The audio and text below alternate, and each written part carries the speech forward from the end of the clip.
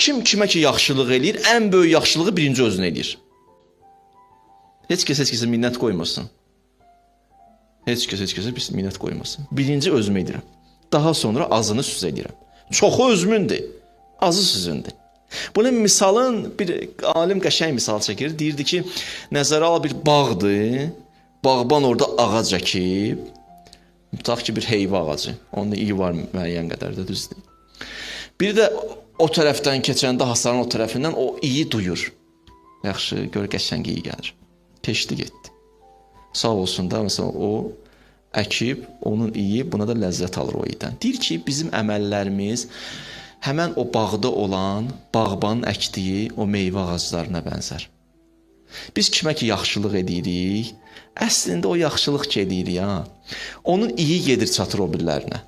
Həqiqətdə əsl tərəfi bizdədir. Bağ da bunundur. Ağac da bunundur. Meyvə də bunundur. Ağacın kölgəsi də bunundur.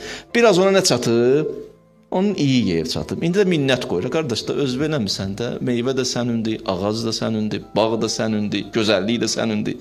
Kim neyniyir? Yaxşılıqlar. Hamı özünündür. Kim ki kimə pislik eləyir, ən böyük cəzası özündədir. Bilsin bunu. Bu Quranın bir ayəsi. İkinci ayə deyirəm sizə. Bu ayə mövzunu dəyişir. Buyurur, İn əhsəntum li ənfusikum və in əsətum fələha. Əgər yaxşılıq etsiniz və pislik eləsiniz, pis də etsin, yaxşı da etsin, o pis və yaxşı sənlədir. Burada istəmirdisin o pisliyin cəzası, yaxşının mükafatı səndəndir, yox. Deyir, o pis də səndəndir, yaxşı da səndəndir. 30 il etdiyin pis daim səndəndir. 40 il etdiyin yaxşılıq daim səndəndir. O pisin maliki sənsən, sahibi sənsən.